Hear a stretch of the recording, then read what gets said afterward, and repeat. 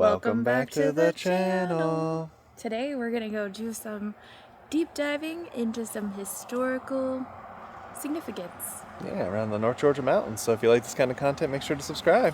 Let's go. Come get lost with us.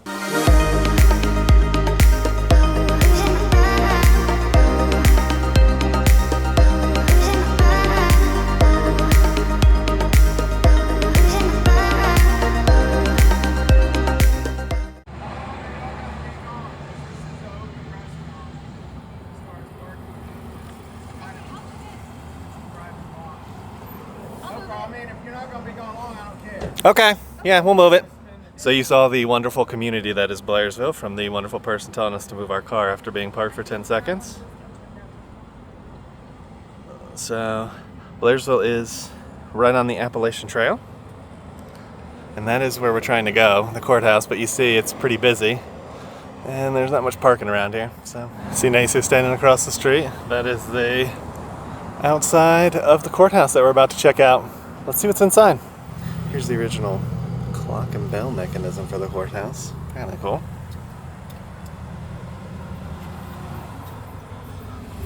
Alright, we found this outside. I don't know what it is. I've actually lived here and I never really knew what this was. It just says Union County Honor Roll World Map. I'm guessing this is the point on the map that considers to be Blairsville? But I wouldn't quote me on that because it really doesn't explain it very much.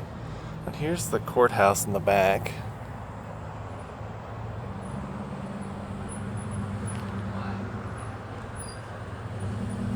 And they've already started decorating for the holidays. It is right before Memorial Day, so that's why there's all the crosses. Those are people who served in the military who lived in this county.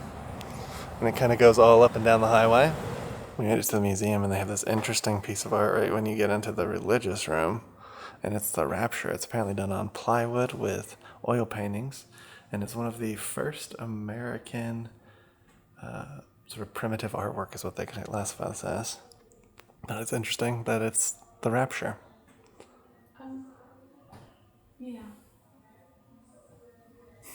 Another interesting find. This lady apparently lived to be 102 years old. And she tells the story of during the Civil War, well, she did tell the story during the Civil War, that they could actually see the smoke up here when Atlanta was burning during the Civil War. That's fascinating. Check out some of these like old signatures and stuff. This is the religious room. It always fascinates me, the tiny, tiny school desk. So they have a school room next to it where you kind of learn about what was happening at the Blairsville Collegiate Institute. Young Harris College, which is right down the road. Does Collegiate Institute mean high school or something? I think so.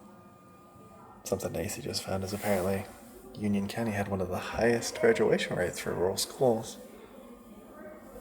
They didn't have a high school until 1906, and that's when the Blairsville Collegiate Institute was built. And it consisted of an academic building and a dormitory. You board there for $9 a month. Oh, you can board at the Institute for $9 a month. Check out these old typewriters, too. Old ink and pen well. And then in 1928, the Board of Education purchased the Institute for $1,000 and renamed it Union County High School. Interesting. So apparently in the early 1900s, there was a bunch of different schools here. There was a Zion school, an African American school, Confidence school. They said there were over 70 schools and one high school. There's Coosa School. Wow. Ivy Log School. That's a road around here. Pleasant Hill School. I wonder if that's where Pleasant Hill comes from. I don't think so. I think that's Pennsylvania, but really fascinating.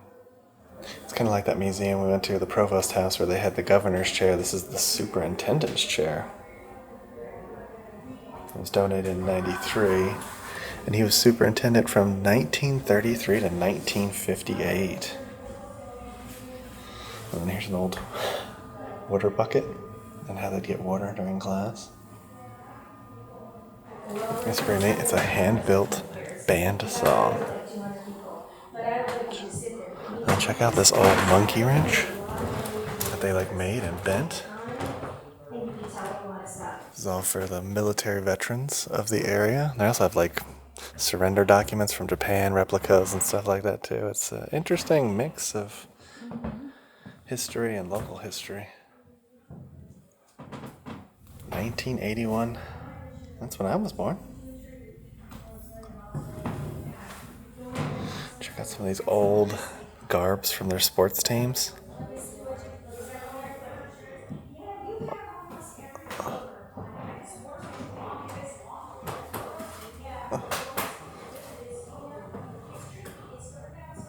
Fascinating. 79. Some local legends.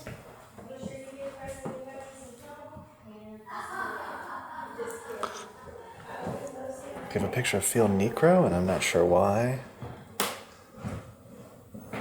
I know that Nick Markakis went to Young Harris College.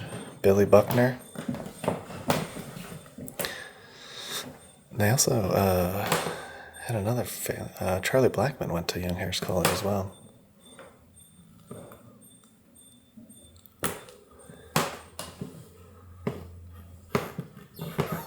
It's kind of fascinating too. They have a counterfeit silver dollar, so apparently they were making counterfeit money here back in the day.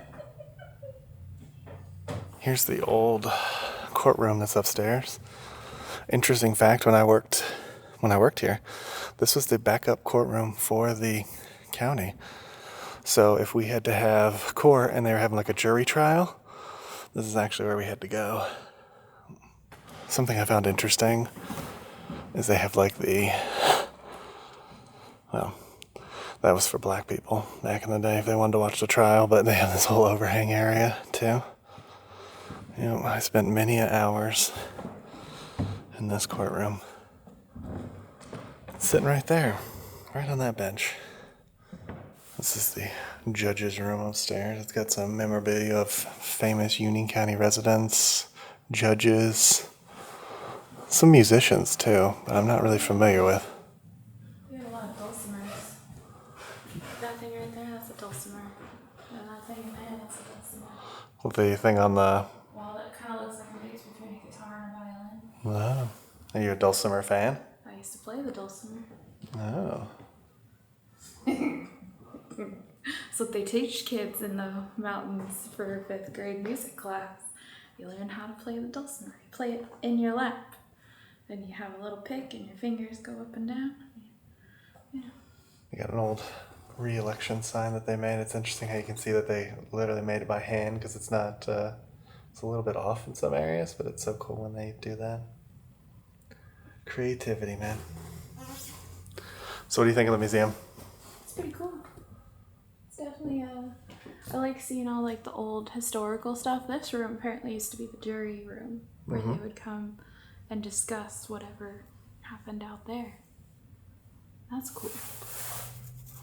Much smaller than the judges' chambers next door. Yeah, I think they fit 12 people in here too. That's a lot of people in here. When she talks about the 12 people, this is where they sat during the trial. So, in these very uncomfortable wood chairs. I think they're replicas, but that's basically what they sat in. Well, even the ones over, I think it's over in Towns County. Because I remember we had to do a couple court days over there, and we would have to sit over in like the jury box. And those chairs weren't very comfortable either. They at least rocked back and forth, but that was about all they did. Yeah. Court's a fascinating place to be. Something Macy said off camera, it's kind of interesting. You go up so that you can actually sit, and then the whole thing kind of peeks down so that you can make sure that everybody sees in the back kind of what's going on. And there's Macy's thing. She's on the actual floor that's lower. Not sure how well this is coming over on the camera, but you can see like the ornate ceiling too.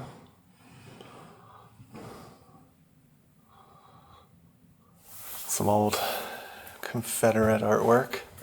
Steady boys, steady. Interesting. I'm not sure where that's supposed to be. Kind of looks like the courthouse in the background, but Yeah. could be really any small town around here. That old TV miniature, that's really cool looking. There's a miniature display in the upper part of the building. Okay, so this miniature house is inspired by Tara, which, if you ever watched Gone with the Wind, that's her. She always wants to go back home to Tara. Southern plantation style home.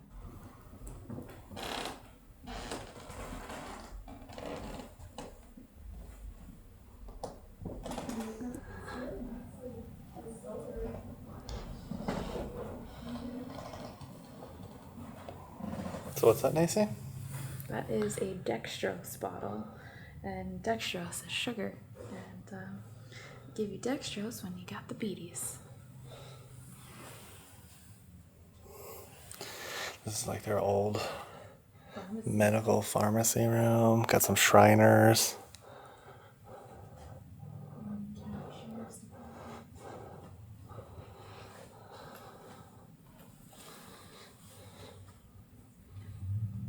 Daily tonics.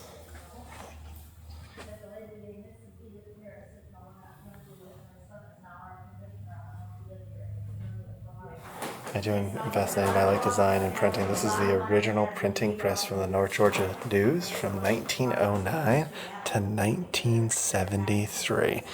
And if you want to know what North Georgia News is, we actually went there in our previous video, so check that out in the top right hand corner.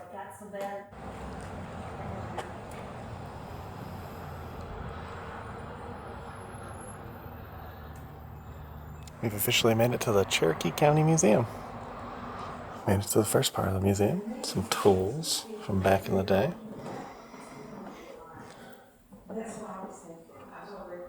My great aunt used to live in Murphy. Aunt Diane, she used to live here. So, many years ago. Yeah, so how much did it cost to get in the museum? It was $3 per person, so $9 for the three of us. This is really neat. Some handmade keys and locks. Handmade brick. Some really cool crafting things here from the area. These are fascinating. These are basically tomahawk axe heads. Look at them. That's really cool. They made them out of stone.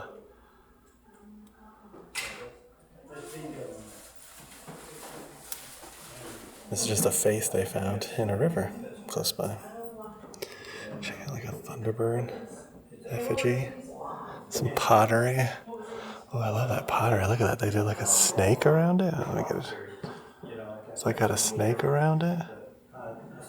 Okay, so the table and chairs are from the hotel that used to be, well, I think it is still in the square over there. Or it might be a bank now.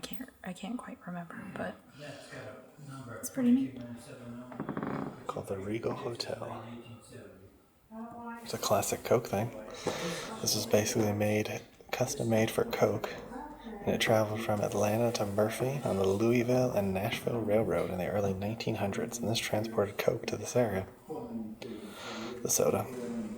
Alright, so my grandma used to have a bunch of these old irons, because I think the fireplace that was in the back of the house, you could heat up the iron on that fireplace and iron your stuff.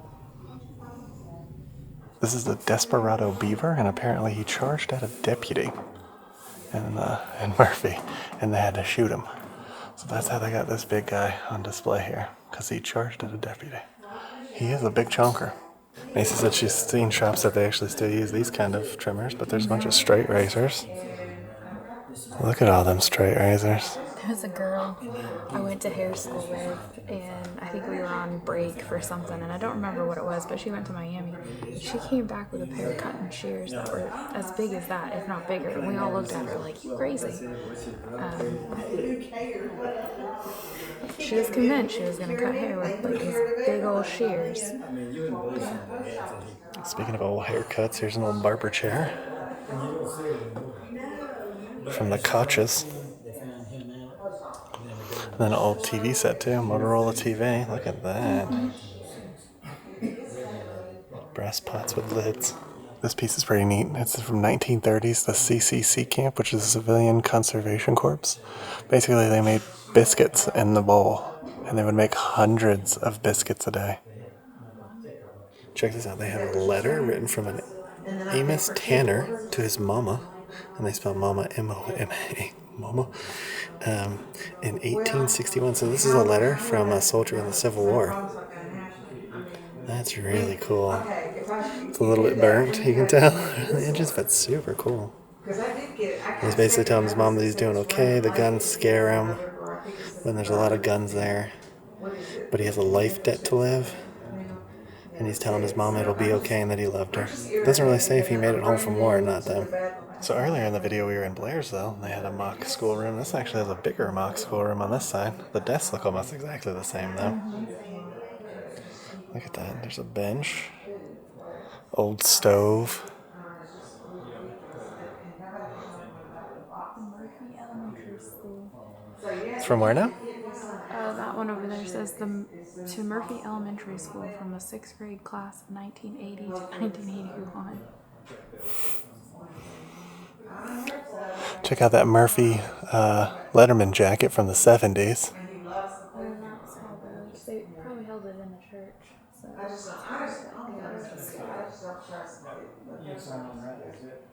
Imagine vlogging on these bad boys in the back of the day. Kodak. You would be too, I think.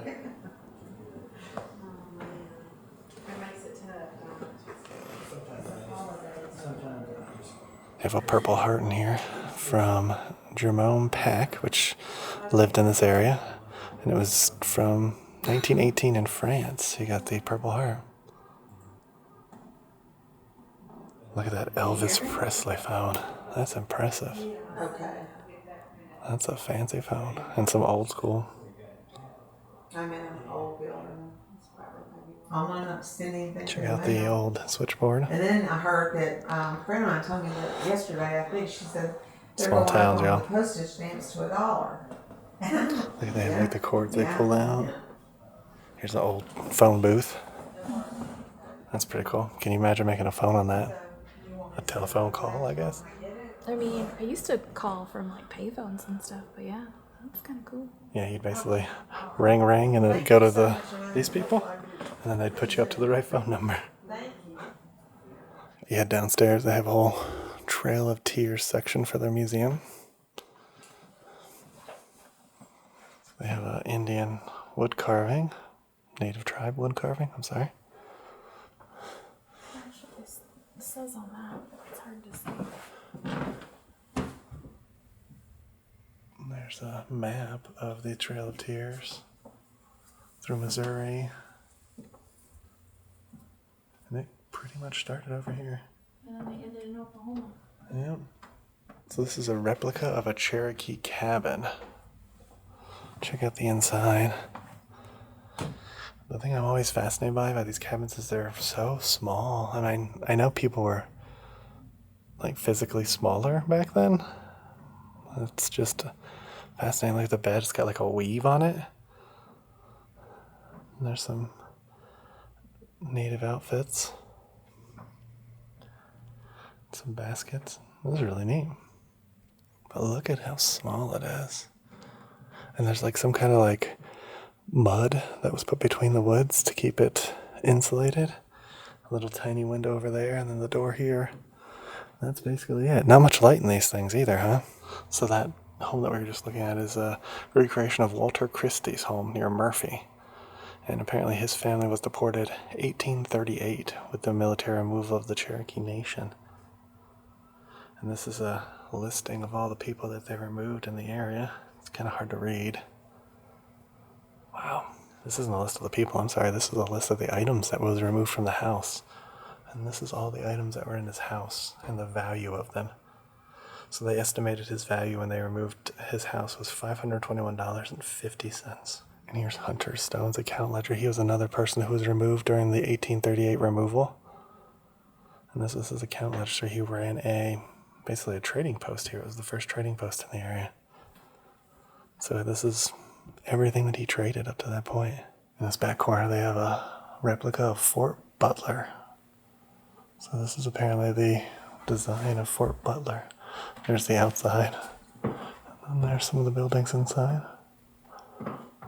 So this poster talks a little bit about like what happened after the removal. So they got basically all but 1,100 Cherokees in the area, and 400 of them were outside the terms of the treaty, so they were allowed to stay. And then a white man named John Welch got land and gave it to almost 300 fugitives that joined them near present-day Cherokee. So they built settlements basically starting there. This poster talks about the Seminole War too. I went to Florida State, and one of the things is it's unconquered. The Seminole Nation was unconquered, and it talks a little bit about how they tried to get the Seminoles to sign the treaty in 1833, and some did, but most didn't, and they fought back, and they were able to fight the U.S. military to a standstill. And though some were deported, if they were captured, the majority of them didn't leave because they didn't want to. It's crazy to think they forced these tribes to sign these treaties, forcing them to leave. This talks about the area and how it was known to the tribes because apparently a giant leech was found here, so they call it the leech place. It was like a large leech that rolled itself out and coiled itself up, and then the rivers began boiling, and so they called it the leech place. Interesting. They do have a few displays in here of arrowheads, and they have a lot of arrowheads, mohawk tops. Not sure if that's the proper pronunciation for them. And then more arrowheads. Look at all of them. They have a whole display over there about archaeology. So, if you find something, it's better you leave it alone and let professionals excavate it. Okay. Macy said, okay. Okay. I always wanted to be Indiana Jones. This is some more recent pottery by some of the native tribes and basket weaving. I mean, the ability to do that to a pot is just amazing to me. They look wonderful and really well done. So this is Sully. It's a Cherokee brave who surrendered to General Scott to be shot near here, 1838. So the Unicoi Turnpike, which starts here in Murphy and I believe takes you through Tennessee, is actually a part of the actual Trail of Tears. It looks like it says in the 1800s the trail was converted into a toll road and then a turnpike. And over 3,000 Cherokees traveled over the Unicoi Turnpike during the Trail of Tears. So, fascinating. So this bear outside the museum was erected in 2005, and it's basically Cherokee artists come and paint it to show off their artwork. It's really fascinating. There's some fish down here. There's the land with some tribal members. And the skies, really cool. So this is downtown Murphy, which is in Cherokee, North Carolina. And this is downtown Murphy, the Main Street area. Check out the old school courthouse. It's impressive. Kind of reminds me of that model. Yeah. What do you think of the courthouse? It's very big, honestly, for this area too. If you think about when it was erected, how big it is in comparison to Towns County and Union County. It's really big. And it's also a fallout shelter. Yeah, it's a fallout shelter for the area. All right, so that's gonna do it for our historical day. Yeah, I went to a couple museums. Yeah. Both of them are supplied by residents, so it's kind of cool that the residents basically donated to the museums. And then the Trail of Tears one was definitely an important part of history and really kind of sad. Yeah, it's always a little sad when we learn about the things that people did that were not so nice. Yeah, not so nice. But I think my favorite was definitely the old courthouse in Blairsville. Yeah, that was really cool. I enjoyed the Trail of Tears Museum, being able to see the old residents and stuff of the tribe. That was really cool. So if you guys like this video, make sure you give it a thumbs up. Hit that subscribe button. And make sure you ring that notification bell so that way you get notified when we do at least 3 videos a week. And we'll come and get you for the next one. Ain't that the truth, baby Ruth? Bye, everybody. Bye.